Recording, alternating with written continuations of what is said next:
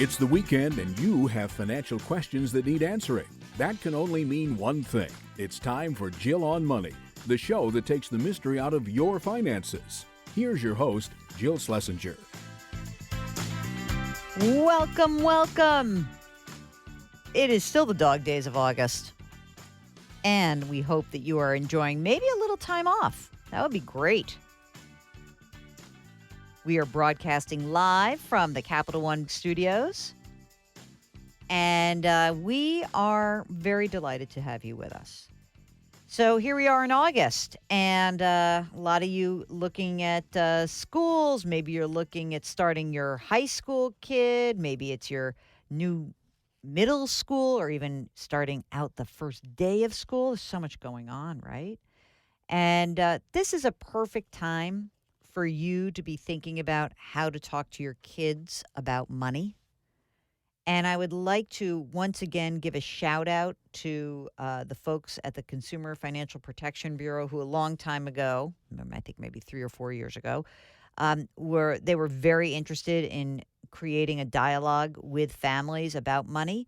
And there is a part of the website that's called Money As You Grow. So if you just type in Money As You Grow, CFPB, you will find this. It's also somewhere buried at the consumerfinance.gov website. But Money As You Grow is a way that breaks down how to talk to your kids about money at different ages. It is really the brainchild of Beth Kobliner. She's been a guest on this program, really fantastic. And, you know, she was the one who said to me, so many of your money habits get formed really early.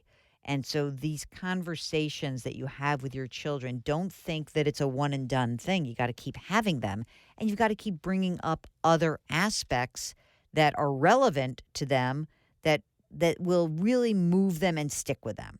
So check that out. All right.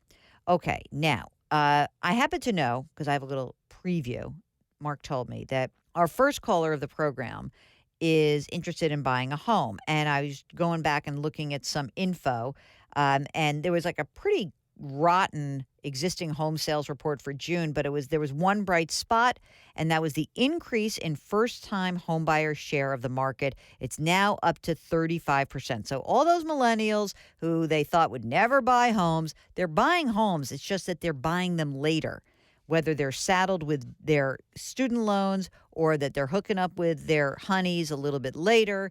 They've been a little bit slower, but it is picking up. So let's start this show with a call from Mariana from the Bay Area, and we're going to talk about buying a home. Hi, Gil. Thank you for taking my call. Of course.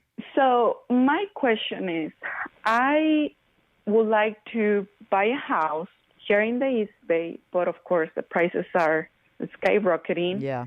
And I have $25,000 set aside that I want to utilize for my goal. How far ahead do we think that this house purchase is going to take place? Are we talking about like in the next year, 2 years, 5 years? What are you thinking about?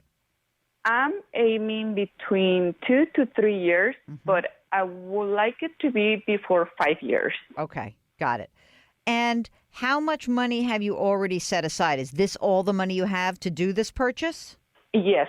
So it's very complicated. Tell me about how much money you make. Are you married? Are you single? More about your real life. So I'm single, but I'm currently living with my partner, and he's the father of my child. I'm 30 years old. He's just the same age, and we both make about $100K a year. And he would be buying this with you? Like you're both in this together? Yes. Okay. And so far, is this the first $25,000 that you've set aside to make this home purchase? Yes. And is this a joint account that you guys have, or is this yours and he's got something else? This is mine, and he has something else. Okay. He also have about the same amount, or does he have more? I think he has a little bit less. Oh, I don't like that. You're supposed to get someone richer than you are. Don't you know that by now? Come on. I know that. How did you let your love, your heart, really get in the way of all of this? Okay, tell me about your retirement plans. Do you have a 401k at work? I do, and I recently joined it. I wasn't really thinking about that until my coworkers started talking to me about it. So I decided to put to open it because given the opportunity for my employer, and I'm currently putting about 20%. Great. That's great. Fantastic. All right. And is he also doing retirement? He is, yes. Okay. So this is a very strange time horizon because if you said, oh my God, I'm going to do it in a year, then I would say you got to keep it in cash. How much would you guess would be the cost of a home that you would want to purchase? Well, I've seen prices and they range between $500,000 to $600 to $700. All right. So let's say 600. That's in the middle, right? So 5 to 700. So we say 600. So ideally, I presume that you guys would like to get at least 10% down, right? Yes. Okay. So you're pretty close. I mean, if you've got 25 and let's say he's got 15 or something and you got 40 already, that maybe your 2-year time horizon is right on track. So look, if it's 2 years, then what I would say is this. I don't think you should invest it because I think it would be a terrible shame if the moment you invested that even if you, like you say, oh, wow, let's say that you guys had 40 grand together and then all of a sudden it's 50 grand and then the stock market slides and you invest it and all of a sudden, what do you have? You say, oh, my 50 or 60, guess what? It's back to 40.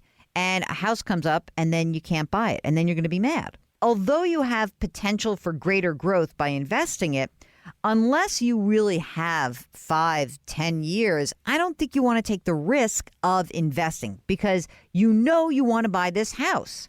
Now, that doesn't mean you should let it sit in earning a quarter of a percentage point. You should look around. You should see if you can get better interest at online banks.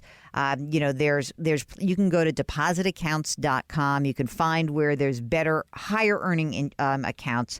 But I think that if you really want to take a swing at a 2 to 3 year time horizon, I feel nervous that if the worst case scenario came to pass and you go from up to 60 and you've got your down payment and then all of a sudden the stock market slides and then you got to start rebuilding, I think you're going to be really upset. So I think you're going to have to play it safe and forego the upside. How does that feel when I say foregoing the upside? Are you okay with that?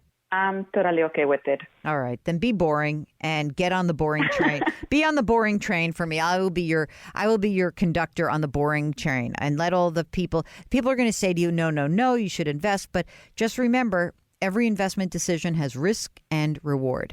And if you're only investing for the reward and not looking at the risk, you can have a very nasty surprise. So I say keep doing what you're doing, save that money, go buy the house, tell him to kick it into gear. You're not putting more down on the house than he is. So let's go. All right. I demand it for you.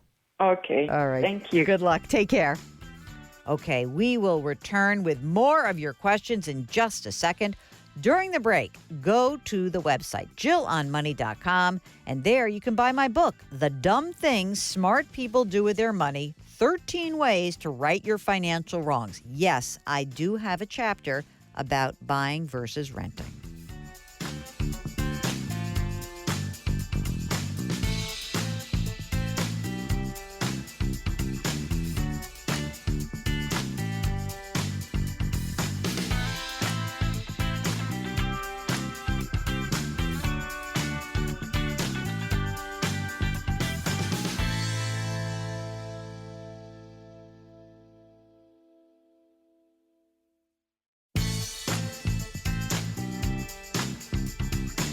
.401ks, IRAs, refinancing, she covers it all. Back to Jill on Money with Jill Schlesinger.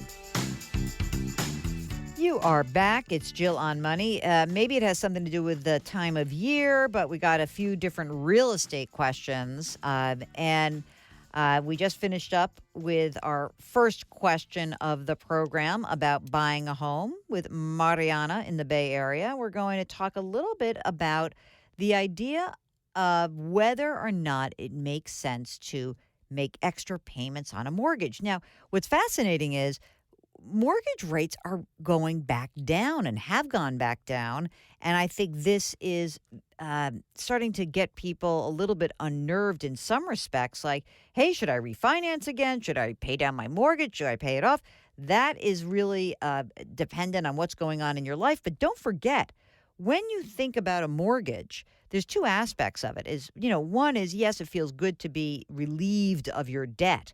But there's another aspect of it, which is you have the ability to hang on to your money, right? Once you pay down that mortgage, you don't have the money anymore. So we often will field this question. That's why I wanted Nick from the Bay Area to bring us to date to see whether or not my previous advice still tends to hold. So here's our next caller. Hi, Jill. How you doing today? Great. What's up? So I was calling in today to see, just got a small raise and was curious whether it'd be better off putting a little extra towards the principal payment on my mortgage or putting it towards retirement. Okay. I love paying down debt, but figured I'd ask the question. All right. Any other debt that's out there? Any student loans? Any car? Any credit card? Anything else? Thankfully, no. All right. That's great. Tell me about yourself. How old are you? 37. Okay. Are you married, single, partnered? Married. Okay, married. And right now, the house is worth approximately how much? We'll call it $850,000. Okay. Now tell me the mortgage amount that is outstanding is how much? $398. What is the interest rate on that mortgage? 3.625. So cheap, man. Oh, Yeah. my God. Do both of you work? Does one of you do a little home stuff? What's going on? Both of us work. Okay. How much is your combined income? About $215. And what will the increase in your salary take you to? Was that with the increase or before? Yeah, the increase, it was about $3 an hour. At this point, do you have kids or no kids? No kids. Okay. And plan to have kids? Anything else like sort of on the horizon that I should know about before we make this decision? No, nothing crazy. We've definitely talked about kids, but it's not something in the immediate future. Nick, I want to explain something to you. You can't just talk about it. You have to do something else if you want to have kids. Of course. All right. Just want to make sure you understand that. So are you both using retirement plans? So I currently made a job change a year ago, and I don't have an employer 401k to participate in, but my wife has ever since she's been employed, and then I obviously participated in the one in my previous jobs. So yes, she's participating, and I'm kind of accounting for it out of my paycheck every week. Okay. And are you using another retirement plan? Are you using an IRA perhaps? Yes, I've got money going into an IRA. I'm going to max that out this year, but then I've also got money going into like a general brokerage account, bolster that. How much do you put into that general investment account? So if you're going to, the IRA 5,500, the general investment account, how much are you putting in? Doing about $200 a week. Okay, so about $800 a month. And with this raise, what could you bump that to? Does this end up being a couple $100 a month? I don't know how many hours you work. Yeah. It'd be about, between $100 and $200 I could probably do something with. And is your wife maxing out her retirement plan? She is. We, since I started listening to the program, it kind of gave us a good kick in the butt on things to ask ourselves. So fantastic. Yeah, she's currently doing that. Okay, great. So here's the issue: $100 or $200 a month. Should I pay off a 3.625% mortgage, or should I add it to my general investment account and potentially make more than that? So you've already self-disclosed that you're a wimp, and I love that you like to pay down debt, right? Mm-hmm. It's a good thing. Let's say that you're after tax, that this mortgage costs you about 3% on an annualized basis, okay? And let's also presume that the general investment account, what would you say would be a great, like if you could go to sleep at night and say, I'm going to try to earn this much on this account over the next 10 or 20, let's say 20 years, because how much longer is left on this mortgage? It would mature in 2046. 2046. Okay. So let's say 30 years. How much do you think you'd like to try to earn over 30 years in a general investment account? Oh, that's a great question. Hey, thanks. I'd think anywhere north of probably 5 to 9% would be great. Right. So let's even say 6%. Let's say that you got 6%. in your general investment account, and let's even knock it down to after tax, because you're going to have to pay some capital gains. But let's say that we said, okay, 4.5% after tax, right? Okay. So then I'm comparing a chance to make 4.5%, maybe 5 or 6%. I'm going to call it 4 to 6% after tax, because who knows? Let's call it 4 to 5. You can make 4 to 5% after tax for 30 years, or you can guarantee that you're going to earn 3% over the next 25, 30 years. So the math is better putting money into your general investment account. So, but that does not actually account for like the delicious feeling you have of paying down debt. So I know that. How much money is in the general investment account right now? Roughly $200K. Okay. And how much is in your old retirement account, your current IRA, and your wife's retirement account? So retirement assets total are how much? So in the general investments, I've got, we'll call it $100K in the rollover IRA. I've also got $38K in a Roth IRA, and the general brokerage is about $68. Okay.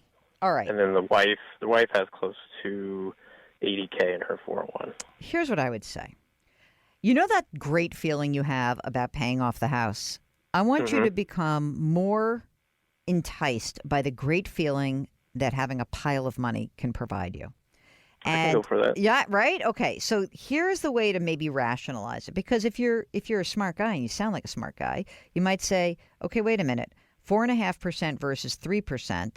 You know, it might add up to a bunch of money over the next 30 years, but I take risk to get the 4.5%, and there's no risk to get the 3%. So that is one argument. But then I will put back to you, the risk you have is that you are now paying down a loan and you've lost the liquidity. You don't have the money. So if you were to have stopped talking about kids and finally do something about it, you might like to have $100,000, $200,000 sitting in liquid assets, not a paid down mortgage, because it's a lot harder to figure out how to extract money from your house later once you've paid that down.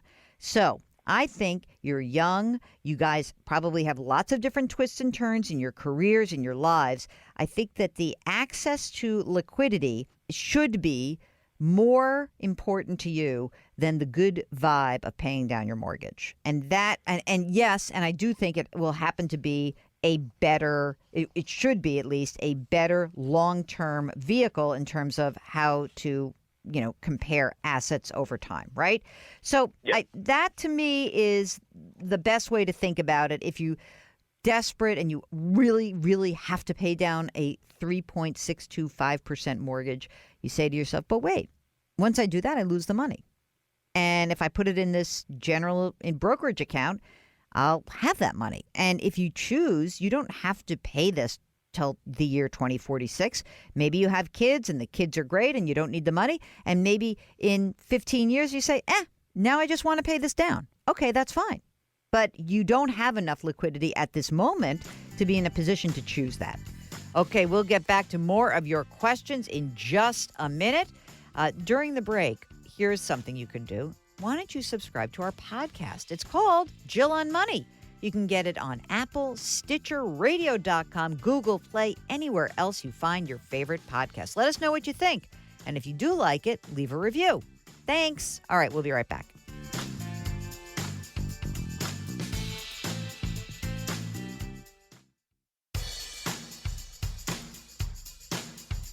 Do I invest here? Should I put my money there? Jill Schlesinger can help you. Back to Jill on Money.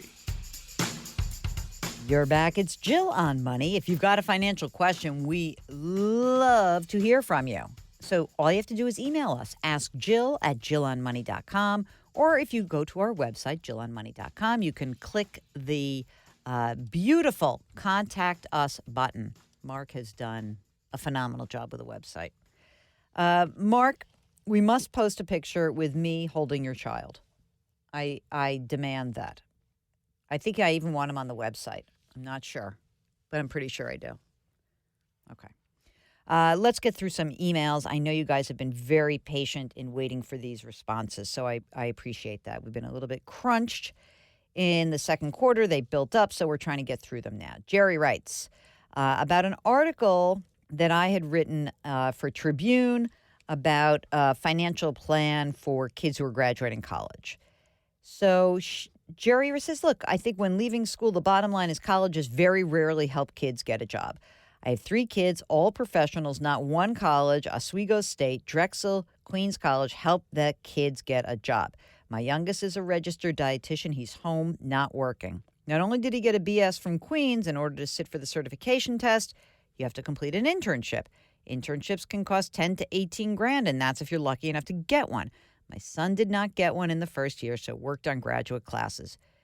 But during the internship, by the way, you're not allowed to work. Anyway, so she's hoping that. Anyway, it would be nice if the interest on student loans was lower, but since my son does not have a job as a certified registered dietitian, I'm paying the loans. How do you have so many loans if you went to Queens College? Mark, how much does Queens College cost if you live in New York? I don't know. I'm just wondering. Anyway, other 2 kids are working in their field, CPA and advertising. Took a few years to get going. Hear all the time about the job market doing well. I see nothing but empty stores and kids looking for work. So again, planning's great, but you don't have to have money coming. You need to have money coming in. Schools should do a better job helping kids when they graduate. Okay. I gotcha. Message received. And the kids themselves got to hustle, right? I mean, you cannot possibly expect that anyone is going to work harder for you than you will work for yourself. So I think that's another piece of this, right? Okay. Lisa writes, I'm a fan of the show, and I've learned so much from you. I love hearing you take calls from listeners and asking all the pertinent questions and coming up with a plan. I wish to be one of those lucky listeners. I'm 60 years old. I've been divorced for 7 years. Man, she got divorced when she was 53. Anyway, she was financially illiterate regarding investing and retirement until a couple of years ago when I realized I needed to wake up, learn, and take control of my financial future. Woohoo! I have a decision that I wasn't expecting to have to make for another few years. I'd love your thoughts on it. As part of my divorce, I received a quadro split from my husband's pension. A quadro, everyone else listening, is a qualified domestic relations order. It happens when you get divorced. It's how they split up assets. Retirement assets. Okay. I didn't work while raising my 3 kids, so I only had a tiny pension from a former employer. I've now been working for about 10 years. I have another small pension that I will get from my current employer. I hope to continue into my position until 68 or 70, if at all possible. Because my ex-husband was laid off from his employer last year, he decided to commence his pension early in 2019. His plan requires that the alternate payee, that's me, commence at the same time. Now, I must decide whether to take a lump sum or the monthly annuity retroactively to February 2019. I've reviewed this with a fee-only financial advisor. He ran the numbers for me. The outcome is better with a lump sum, assuming a 4 to 5% return over my portfolio over the years. But as he said, some people just prefer the certainty of an annuity. I've gone back and forth in my head for weeks now. I'm leaning towards the lump sum because it does look better on paper. But I'm generally insecure, so I haven't been able to reach a decision yet. Luckily, I have a couple of months still to decide. I know you might need more information than this. I'd be happy to gather and provide it to you. I'd appreciate your thoughts. Thank you for the wonderful podcast, Lisa. Okay, the outcome is better with a lump sum, assuming a 4 to 5% return. How much better? That's what I would go. I would go back to the fee-only financial planner and say, well, am I comparing this like what if I got 4% and 5% would be a stretch. Let's just say I got 4 or 5%. What would I be getting? What's the return that I would be getting by taking the annuity payment? I don't mind the certainty of the annuity payment myself. I'm just wondering what the differential is. Because if the differential is not too big, I would take the certainty for someone like you because it's nice to have cash flow. And you never know what's going to happen in the future. So you're 60 and you want to work for 8, 10 more years. That's great. But maybe you would want to have the ability to have a consistent income. I need a little more information. So ask the guy to provide you with that information. Okay. Time? Okay, good. Dick writes, I'm a retired firefighter. I've got a great pension. No doubt. You deserve it. At age 79, I've got a small portfolio, 22 grand. I want to find someone knowledgeable to tell me I'm doing a good job. Or what were you thinking? I realize it'll cost something. I don't need someone to manage my portfolio, just to let me know if I'm going in the right direction. Where do I find someone who will help me?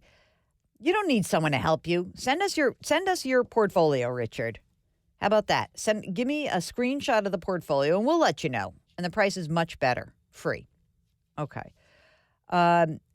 Quick question from Glenn. I've heard you suggest a couple times recently to turn on auto rebalancing. How do I do that? Is it a feature of Vanguard, Fidelity, Schwab? Yeah, it usually is. They'll allow you to automatically, if you let's say you put in an allocation, 50 stock, 50 bond. You can say 4 times a year, automatically make sure I'm 50-50. You know, you might get out of whack because the stock market goes crazy or the stock market tanks. So you can turn those features on, and they are usually very, very much available at the big places, okay? Not at Vanguard. So at Vanguard, Mark says you have to do it yourself. And mostly I should say that they are mostly available with retirement plans. But, you know, if you want to do auto rebalancing, the other thing you could do is use a robo-advisor. They'll auto rebalance for you. Might want to try that out. Okay, you are listening to Jill on Money. Now, when you go to the break, why don't you go to the website, jillonmoney.com, and you can bookmark it. And you read all the articles that we write, and you can check out our resource section, which we're always trying to beef up. So if you found a great resource for your financial life, send it to us. We'll add it to our resource section. Okay, Jill on Money. We'll be right back.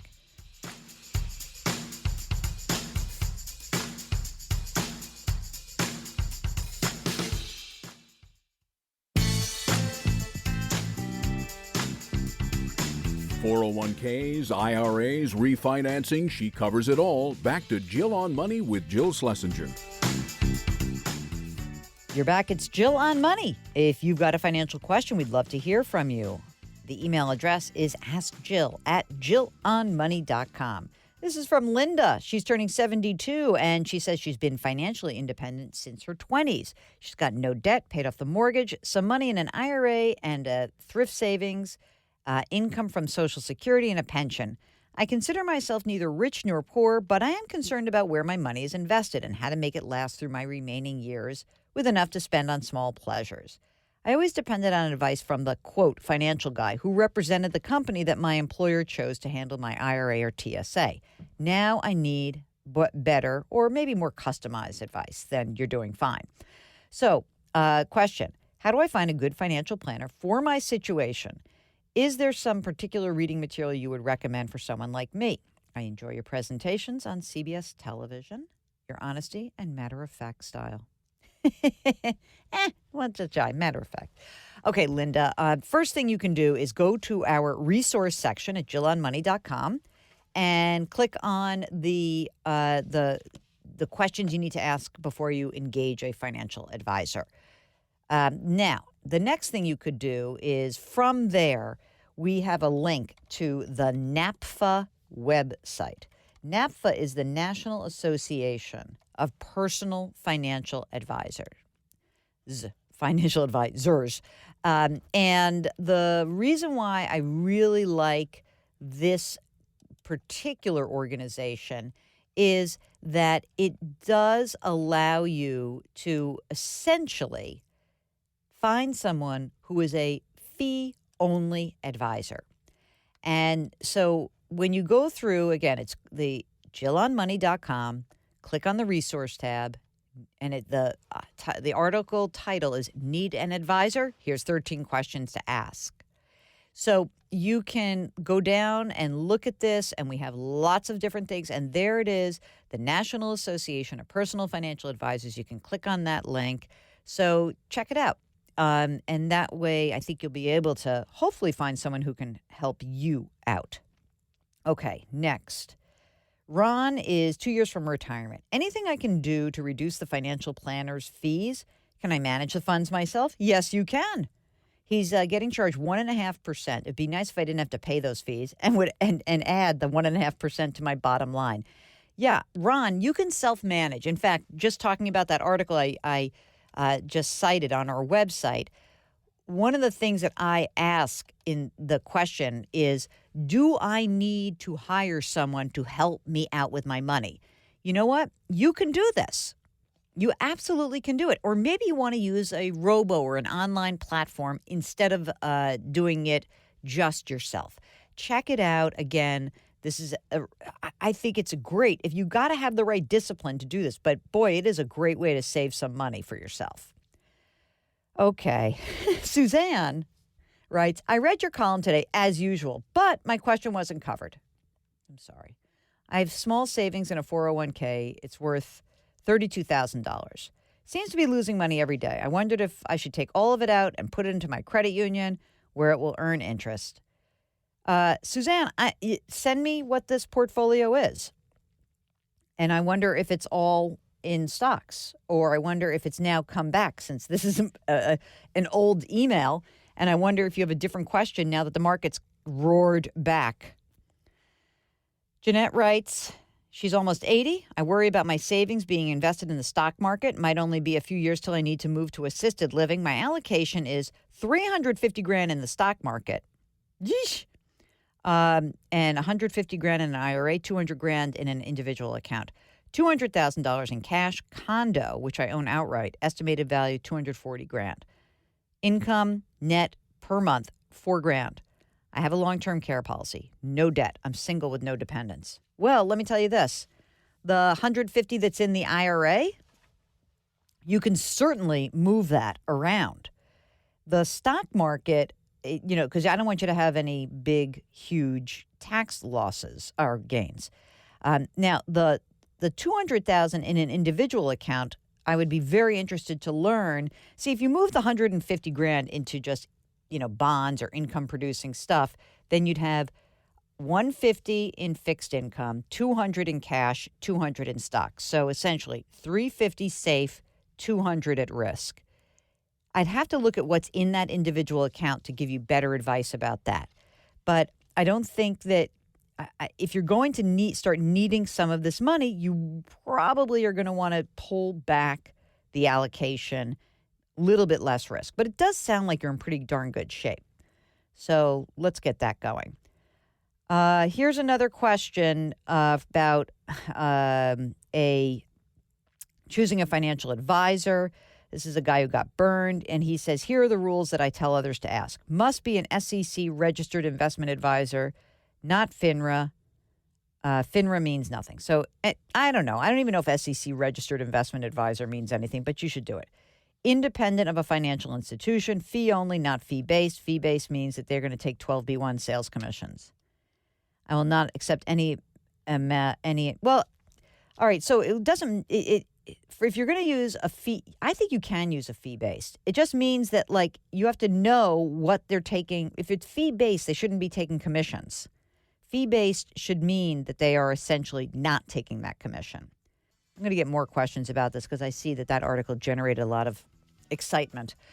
This is Jill on Money. It's the program that takes the mystery out of your financial life. I'm trying to help you out, gang. We want you to get some control over your financial life. One of the ways you can do that is go to our website, jillonmoney.com, and go ahead and watch some of my past performances on CBS Network.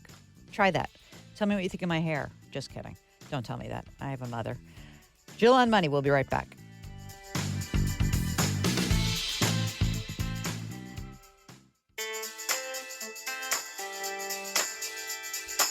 You're back. It's Jill on Money. We are broadcasting live from the Capital One studios. And before we finish up the hour, let's do an email or two.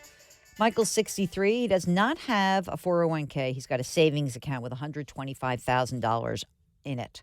He plans to retire in 3 years at age 66. He will receive a pension of $2,800 a month. House is paid for. No credit cards. What can I put some money into to get some interest for a few years? I'm married. My wife is on disability. She has a 401k with $100,000 in it. Thanks, Mike. Mike, I don't know if you really want a lot of risk with this. You just don't have a ton of money. If anything, maybe her 401k, I would use that as more of your longer term investing. For the 125, maybe I would just go to depositaccounts.com, see if you can get into some higher yielding money market, or perhaps a CD, something like that. I would try that out. Okay. Okay. Carol is 64 years old. She watches me on CBS 3 in Philadelphia. Loves the good advice. Anyway, she wants to know someone in the Philadelphia area for financial planning. I have to think about that. Mark? Do we know anyone in Philadelphia? I'll find somebody. Let me find someone for you. We'll let you know. Okay. John has a required minimum distribution question. Age 72, I'm still employed and contributing to my 401k. That's great. He recently retired, has to take his first required minimum distribution this year. Does a withdrawal now qualify as an RMD, or must I wait until June? You have to wait till you're fully retired for it to count as an RMD. And I would wait. I would wait as long as I could, right till the end of the calendar year. So I wouldn't rush that. There's no reason you should. You want to kind of delay. Mark, I'm plowing through. How am I doing? Not bad. Almost done with this big thing here. Okay. Anyway, we will be back with a whole second hour. During the break, you can go to JillOnMoney.com, or maybe you're sending your kids off to college, or you're thinking about high school kids who are looking at colleges. Check out money-mentor.com. Money-mentor.com. This is a great resource for people who are applying for college and helps them get financial aid. So check it out. All right, Jill on Money. We'll be right back.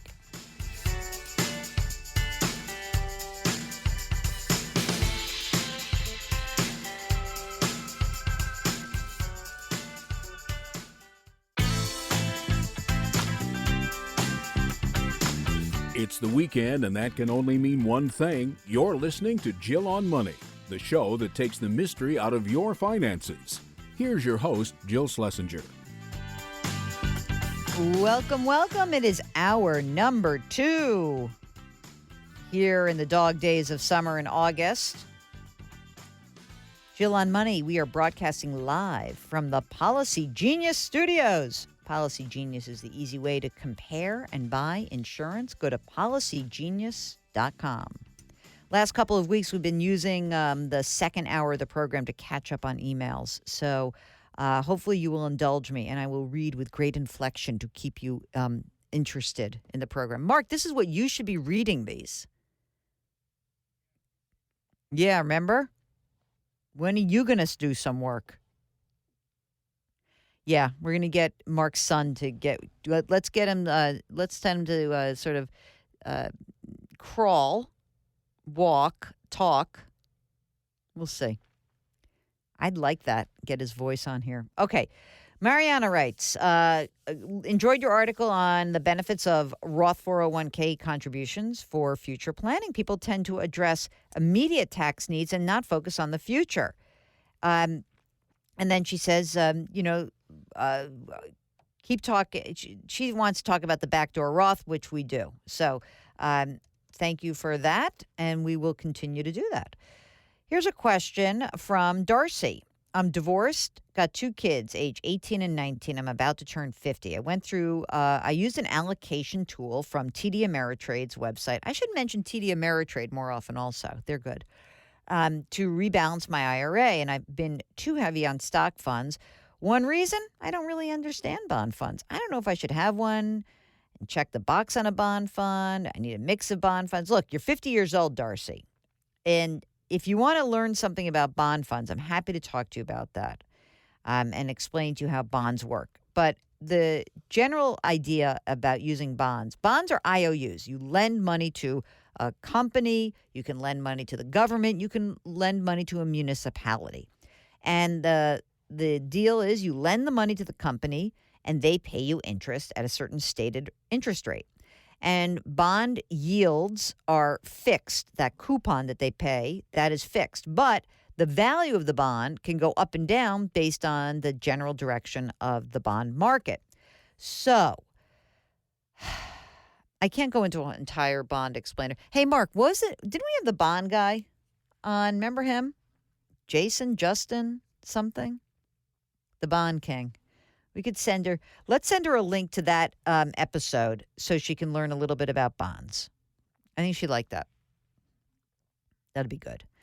Okay. William, or known as Bill, just read my book, The Dumb Things Smart People Do with Their Money. And I am struggling with some retirement issues. Married. I turned 65 this summer. My wife is turning 65 next year. I've got 3 annuity or lump sum distribution options from prior employers. And he's got different opportunities. One is a lump sum, and then the other is, do I take a joint and survivor benefit, meaning that you take a certain amount of money, and if you die, then 100%, that exact same benefit goes to your wife. Here is the thing. I don't know anything else about your retirement picture. I would need more information. So what I will say to you is this. If you'd like to talk to us, I would love to be able to help you out. But I can't do this without a lot more information. So, Bill, please, please, please follow up and we can chat. If not, you should seek the advice of a fee-only planner who can help you make these choices, because they are not easy to make, again, without running through a lot of other financial information. Okay, Suzanne wants to know health insurance savings account tax benefit. Okay, so I don't know if you mean what you can put in. There's all sorts of rules on the HSAs. Hold on. Do I have my HSA? I have it. Oh, thank God for my hard copies here. Okay. 2019. Let's just see if Suzanne, I don't know if you're married, or let's say that you're single for the heck of it. So remember, health savings accounts. Here's what you have to do. You have to be enrolled in a high deductible health plan to contribute. You cannot have other health insurance that's not a high deductible health plan. You cannot be enrolled in Medicare or TRICARE. You cannot have received care from the Veterans Administration within the last 3 months. You cannot be eligible to be claimed as a dependent on someone else's tax returns. Okay. Now, if you are your minimum deductible in 2019, it would be $1,350. Your HSA contribution limit for yourself, if you're under the age of 55, $3,500. If you're over the age of 55, $4,500. And these numbers do get increased by usually about $50 or $100 per year, just depending on the rate of inflation. So if I missed that, if I'm missing something in what you're asking, follow up with me. I would love to. Have we done an HSA segment, guest? Maybe we should have that. I'm interested. Stan writes, love your show and love your book. I'm a fan. I'm wondering, what is your take on the money market mutual fund versus a traditional money market? All my holdings are basically with various products in Fidelity. I can see them from one place. So that's good. I like that. I like ease. $90,000 emergency fund is in a traditional savings account, but I've been debating whether or not to move it into Fidelity. The thing is, Fidelity, it's a money market mutual fund. The rate is competitive with my savings. I'm not sure I should be trusting with the money as I am with a traditional savings. Stan, I think it's fine. Let me just say one thing. If you are going to have to maintain a savings account of some sort, what I would suggest is you just keep enough in that account to get all the free benefits. A lot of people still need savings accounts because maybe they've got their retirement checks go in there or Social Security checks.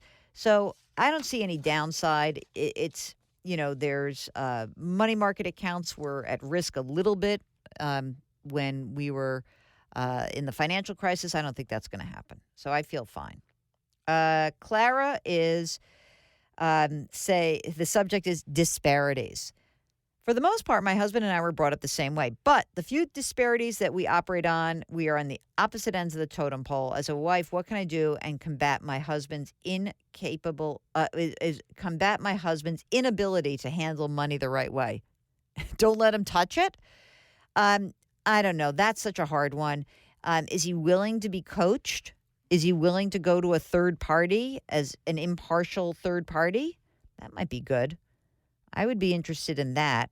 Could you get him to sit down with a financial planner? Could you get him to sit down with an accountant or an attorney? That might be helpful. I would try that out. And maybe if you have a problem, maybe we should do a conference call with him, Mark. Get him on the air. Let's try that. I'm going crazy here. I mean, Mark, I've almost knocked all these out, so you should be very happy with me. Okay, you're listening to Jill on Money, and we are digging out of our heaps and heaps of emails. It's not because we don't love you. We do, and we are so grateful that you send us these questions. It's just that schedules and travel and booking guests always gets a little bit nutty. Okay, now, if you'd like to get in touch with us, ask Jill at JillOnMoney.com. When we return, more of your questions. We'll be right back.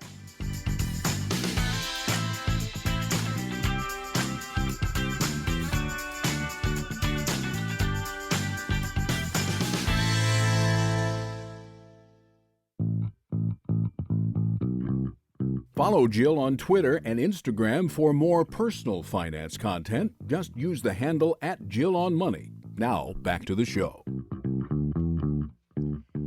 You are back. It's Jill on Money.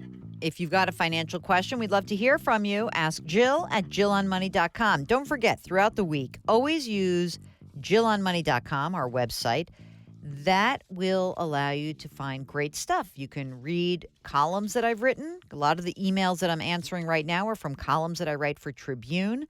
You can listen to previous shows. You can subscribe to our podcast, Jill on Money, watch some TV segments, and you can also, of course, get lots of resources. We have lots of links for you. Sign up for the free weekly newsletter. If you're going to get something for free, I'm going to make you pay for something else. That would be the book. You can buy our book, The Dumb Things Smart People Do With Their Money, 13 Ways to Right Your Financial Wrongs. Okay, Linda writes that she doesn't have a will. She goes, is an online will sufficient? I've never been married. I've got no children. I know who I want to receive whatever I've left upon my demise. I got one quote, $2,000. That's a lot of money. I'm 64. I own a small condo in Florida, probably worth somewhere around $30,000. And thank you for any advice. I mean, yes, of course, you could do that. And if you have any accounts and you know where they want to go, you can maybe put, there's sometimes you can put a transfer on death assignment on an account. Generally speaking, people know I'm very much interested in you going to see an estate attorney, but you're right. If it's very uncomplicated, it's probably not the worst thing in the world. I will say this. You also have to make a determination about who would you name, who is going to take care of any healthcare decisions on your behalf, and a durable power of attorney. So just make sure you know who you want to name as an executor and all of these other pieces. So hopefully that helps, Linda. Okay, Lou writes, I've got an employee stock purchase plan. I can purchase quarterly amounts of my company stock at a 15% discount from the current stock market price. I'm allowed to sell it later. There's usually a holding period. He thinks it's 3 to 6 months. Should I do this? Am I taxed on the gain? Yes, you're taxed on the gain, I believe. Yes, you are. I mean, I don't know. I'm not a huge fan of this because I want to know, first I want to know everything else that is going on in your life. If this is just fun money, no problem. But if this is, you're doing this in lieu of doing something else that's important in your financial life, I'm less inclined to be a big fan of it. So I need to know a little bit more information. Okay? Jim listens to the show on WBEN in Buffalo, which is awesome. Okay. Sadly, my mother passed away in May. She has assets that are to be split 50-50 between me and my sister. I'm 68 years old. I work full-time at SUNY Buffalo. I plan to retire at age 70. I have $120,000 in a traditional IRA, $100,000 in a Roth, $10,000 in a money market, another 280, let's say 380, let's say another $420,000 in retirement assets. Everything's invested in mutual funds. They've performed well, and I plan to max out my contribution to my Roth IRA. I own my home free and clear. Gets his Social Security, will be $2,500 a month when he retires. Okay. My sister and I own Mom's house. She had a life estate. We've now planned to sell the house. We each have 50% ownership. I expect the sale to be about $160,000, which means I would have $80,000 coming in this year. It's not taxable, right? Yes. No, it's not taxable. It should not be. Unless, wait a second. You owned your mother's house. I don't know if you have, you might have a tax due on the sale if you and your sister owned the house and Mom had a life estate. So you want to check that. Mom also had a couple $100,000 in a Fidelity account and some cash. She's owed some money in taxes. My question, and Mom has a non-qualified annuity worth $150,000. Wants to know, should I take a lump sum payment now or on the 5th anniversary of Mom's death, take distributions at any time, or roll into a new annuity? I would say 5 annual distributions. That's what I would do for that annuity. And it's not that big a deal. I like a 5-year. I think the 5-year distribution could be good. And the other question is about retirement accounts and rollover accounts. I think that tell you what, I think you might want to get some advice on all of these things because, I mean, mostly if you have retirement accounts from your mother, you can treat it as a inherited IRA. And there's some different rules about that, right? But and if in most cases, I think it's good to be looking at those and keeping them as tax deferred as long as you can. But you will pay tax on them when the money comes out at your tax bracket at the time you take them out. I guess that the other thing is that when you retire and you start taking your own minimum required distributions, I wonder what your tax bracket's going to be. I think you need a financial planner. I do. This is not for everybody, but I do think that I think you may want to get some help on this. There's a lot of balls in the air, and there's probably some tax planning to do. So I think that's what I would suggest. You can go to NAPFA, NAPFA.org, or go to letsmakeaplan.org. Here is Marie, who says, you state that annuities have large fees. Deferred annuities do not have fees, but have surrender charges, which go away after a period of time. Well, I believe fees are attached to variable annuities. The distinction should be made. If I'm incorrect, let me know. Well, you are incorrect because a deferred annuity can have fees also and a surrender period. Some, not all, have them. So they're deferred annuities they are deferred variable annuities and even deferred income annuities. If you have an immediate annuity, chances are you don't necessarily have the fees, but there are always fees built into all of these things. So that's what I would say. Oh, this is a good question. Let's see. How much time do I have? 2 minutes? Okay, I've got a 2-minute question for you, Mark. You ready for this? Victor writes, I have $5,000 in cash. I'm 27. I have no debt. I want to find ways to invest that money. Thanks for taking the time. Victor, you have no debt. Do you have an emergency reserve fund? In other words, do you have at least 6 months of your living expenses in a safe place?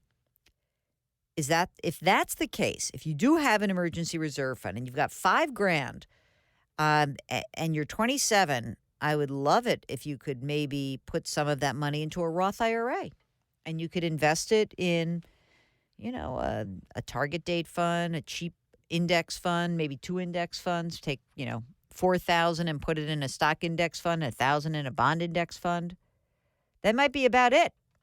I wouldn't go much crazier than that. But if you don't have an emergency reserve fund, something that's safe and boring, you really shouldn't be investing. This is part of my big 3, as I like to call them. Pay down debt, establish emergency reserve fund, and maximize retirement. It's boring, but it works. And it'll keep you out of trouble, more to the point. So that's also a side benefit of that. Okay? Mark, from that big pile of emails you sent me, guess how many I've left? I have just one. So you'll have to send me a couple more for the next segment. All right. You're listening to the Jill on Money program. And it is, it's that time of year, taking those kids back to college, going on some college tours. Go check out money-mentor.com.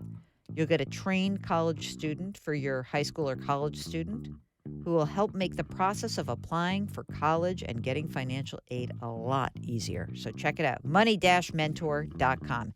This is Jill on Money, and we will be right back.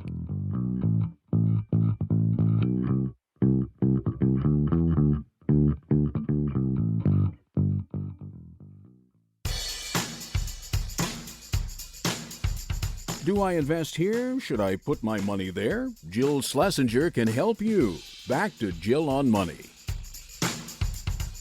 You are back. It's Jill on Money, and I got a great bunch of emails for this segment. Let's start with Bill, who I really think is in good shape. He's worried. He says, I'm worried about retiring. I'm not sure if I'm okay. So without reading you all of the numbers, I did some math for you during the break, because that's the kind of gal I am. Know what I mean? Okay. So here's what he's got. He's got $1.3 million in non-retirement assets and $300,000 in retirement assets. So 1.3 is what I want you guys to remember. He's got a bunch of houses. He's got some income. Okay?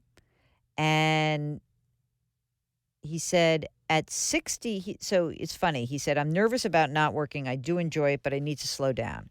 So at age 67, he could get $2,400 a month, could get more at age 70. And his wife gets some money for Social Security. I wanted to look at what would happen if he would retire at age 67, just to prove a point here. And when I add up all his income, oh, by the way, he makes $175,000 a year right now. The one thing he doesn't say is how much money he needs, but I'm going to just give it a guess. If he makes 175, maybe he needs 100 or 120. Let's say 120,000 a year, $10,000 a month. And when I add up all his income, even if he were retired at 67, his full retirement age, he gets $8,500 a month. It's taxable. I get it. He needs $10,000 a month. So let's just say he needs about $2,000 a month to bridge the gap at age 67. Well, did you hear me say about the $1.3 million that's in the portfolio? I'm just going to even leave I'm leaving the retirement account out of it. Just the money that's in the non-retirement account, $1.3 million. Let's just say he took 2% of that out a year. He's done. He covers his needs. All right? So what the cool thing is that, Bill, you shouldn't be worried about retiring at age 67. Maybe slowing down a little bit. You got plenty of money. The one thing that I would say is you mentioned that you've got a bunch of money in cash. You got an IRA with Vanguard, and then you say you got some money in stock bonds, about more than $500,000 with a big investment firm that's not advising you. So I'd get that out of that firm and put it all together with Vanguard, because there's no reason that you should pay for this if you are not actually getting anything of value.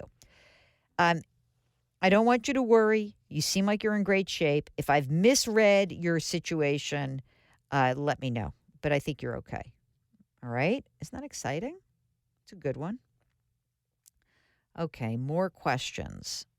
Oh, this is someone I met at the World Domination Summit, the beginning of the summer. And this is someone who said, I need some advice. Kelly, need some advice about life insurance. I've spoken to 2 financial advisors. They're both trying to sell me different life insurance plans. The kicker is they both are saying, oh, I don't trust that other advisor. One markets herself as a financial girlfriend, super friendly. The other gets top marks for being organized, creating a detailed plan. Any recommendations about what you could do and recommend an advisor for me? I'm looking for someone who I can meet virtually and understand the goals of soon being a digital nomad. Hey, Kelly, I would love to know more about you, and I want to know what the different plans are that they are suggesting. Of course, I can get you an advisor. That's easy for me to do, but I'd love to know more about you and what your needs are. And so if you could follow up this email with a little bit more information and tell me the difference between the 2 plans that are being recommended. Okay? Scott writes, my wife and I are hoping to retire in the next couple of years, and we want to know, do we have enough money saved?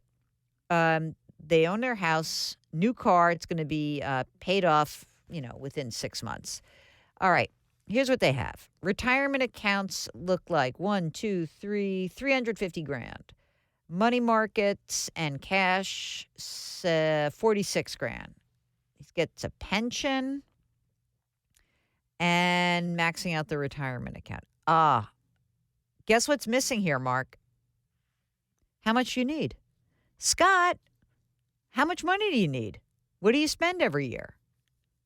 So, darn it. I need to know. Also, he's retired military. He's got a pension, 60 grand a year, and a VA pension of 14 grand a year. So that's good. That's cash flow right there, baby. $74,000 a year. If that can cover your needs, if your pension and your VA payout, that $74,000 a year can cover your basic needs, then yeah, you're fine. Everything else is gravy. But if you need a lot more than that, we might have some work to do. Oh, this is the worst email, Mark. How could I end the segment with this? You are such a bad person. He's making me end it on it. All right. Tim. Oh, Tim. Subject is best for my son. My son has been incarcerated for 5 years. He's got a 30-year sentence. He's 27. He has $4,000 in the bank. What is the best way to invest the money so we will have some money built up when he is released? I mean, I guess that we're investing for 27 years. Is there any reason he would need the money before then? Don't you have a certain amount of money that can go into like an account if you're in prison? I think you can. I guess that I would do is I would try to invest the money for the long term. So you could, maybe just put the money in a Vanguard of Fidelity or one of those accounts, TD Ameritrade, any of those places, and put it in a portfolio that is balanced / tilted towards growth. That's a first, Mark, as opposed to the strange letters I get from inmates, which come to CBS News. All right. You're listening to Jill on Money. If you've got a financial question, hop onto our website, JillOnMoney.com. Try to find the answer there. Or just send us an email. Ask Jill at JillOnMoney.com. We'll be right back.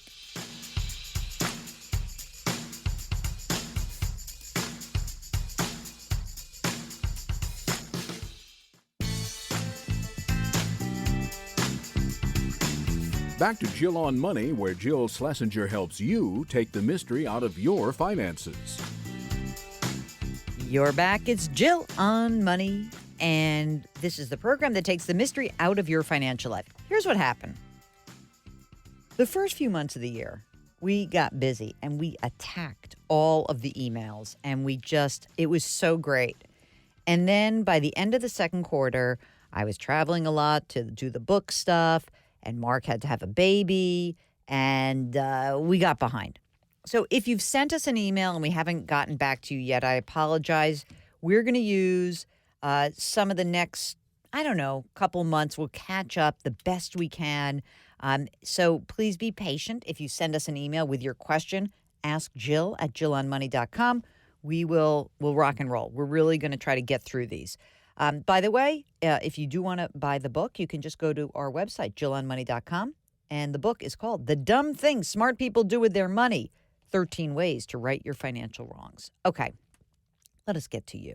Here's a note from Dell, who is 60. It says, we both are 60, saved money in our IRA 401k, just under $1.5 million. We hope to retire in a couple of years. Our plan is to upgrade our RV and truck, sell our home, and travel for as long as our health allows. Current RV, way too old. We plan to take a 6-month trial trip. 6-month trial trip? Oh, my God. To make sure we like it. If we do, we'll sell our house. If not, we'll sell the RV. Okay. We're hoping to get health insurance through the marketplace until Medicare kicks in. We'll have $100,000 in cash saved. Now, we can use $100,000 to buy the RV and truck or finance them and use cash to live on until age 65. If we finance to start, as soon as we sell our house, we'd pay off the RV loan. If we pay cash, we'll have to take enough out of the retirement funds. Are we wrong to take out an RV and truck loan? No, you got to definitely take out a loan. Absolutely take out a loan. Because otherwise, you're going to be in trouble because you need that money. Okay? So take out a loan, build in a little flexibility, and go from there. Okay, Carl writes, about 4 years ago, my wife and I opened a small account with Vanguard in an energy sector fund. The idea was to provide our grandkids with a little inheritance upon our demise. We're in our early 80s. We figure we have 10, 15 years. 10, 15 years. Man, that is an optimistic dude. I'm sort of thinking 85 is a good target for me. Anyway, in the years that we've held the fund, it's been stagnant at best. At this writing, it's losing a few $1,000s. My question, should I switch to an aggressive growth fund with this company, do the same with a different company, or a more appropriate vehicle? Listen, if you're investing for your grandkids, I would say that the best idea is you're at Vanguard, take your loss, and if you've got other gains somewhere else in your life, then for sure use those gains, Carl.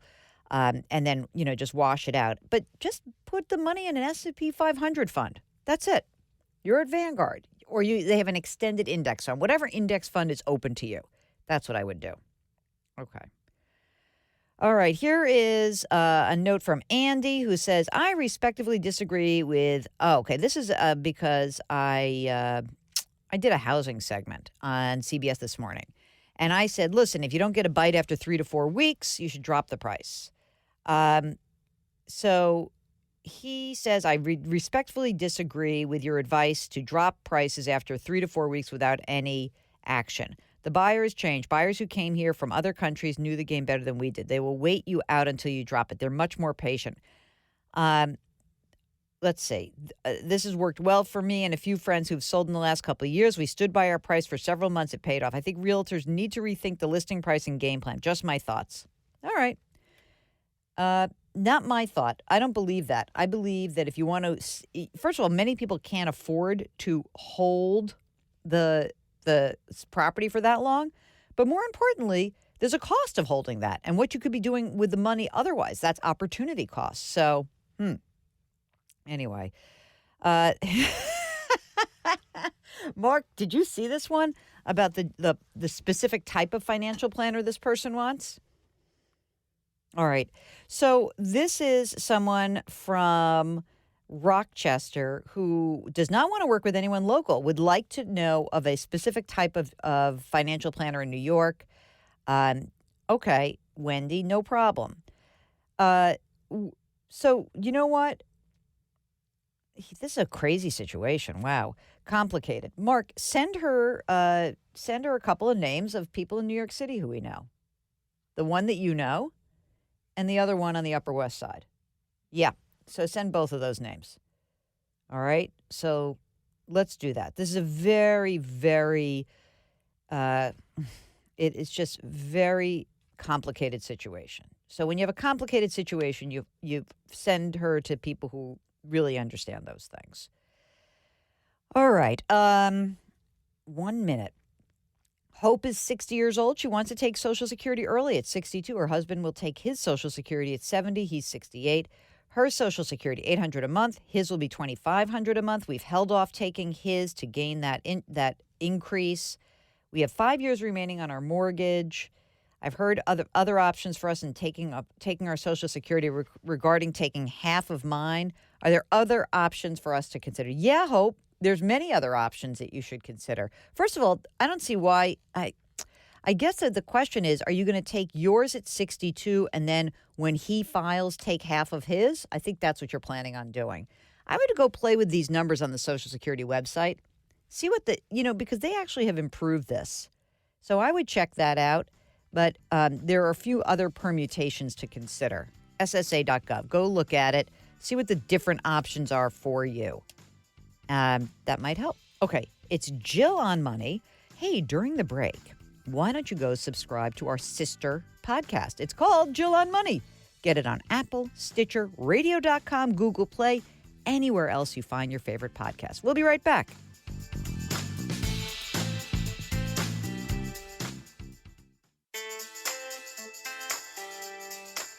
You're back. It's Jill on Money, and we are broadcasting live from the Policy Genius studios. Policy Genius is the easy way to compare and buy insurance. All you have to do is go to policygenius.com. Okay, this is a question from Linda, who says that my husband submitted his pension paperwork in October of 2018. He retired in December of 2018. As of the beginning of June, he's still getting the runaround from his pension company. How long is one expected to wait for the pension? We've got to use our savings to live on. Is there anything we should do? Tells me where the pension is through, which I won't name. I would do a couple of things. One is I would definitely try to be the squeaky wheel. Number two, I would, so you'd call a pension company, but I would also call your husband's former employer. And if your husband is part of a union and that's why he was entitled to this pension, I'd get the union involved immediately. That is what union reps do. I think that truly is like one of the best things they can do is like advocate for you, especially throughout a bureaucratic process. So give that a try, and hopefully that will work. Oof, I don't know. I mean, I don't know if there's some reason maybe they're saying you didn't submit certain paperwork, but find out and get nasty a little bit. Okay, Greg, 57 years old. He's got $310,000 in an old 401k. He works full-time with another company. He's got a mortgage balance of $179,000. Should I take the money out of my 401k to pay off my mortgage balance? No. His fear is the market's going to tank down the road. Okay, if it does, then you know what? That's not a reason that you don't want your money tied up in paying down the mortgage. What I think you're saying is you probably want to make the allocation of this retirement account less risky. Okay? So how about that? What about you just changing the risk in your retirement account? And you should probably, if the new plan is a good one, I would just roll that $310,000 over. Do not use that money to pay off the mortgage. You will want the liquidity, I promise. Okay, thank you so much for listening. It's been a great show. By the way, don't forget, any old time, just go to JillOnMoney.com. You can sign up for the free weekly newsletter, and you can buy my book, The Dumb Things Smart People Do with Their Money. 13 Ways to Right Your Financial Wrongs. We'll talk to you next week. Thanks for listening.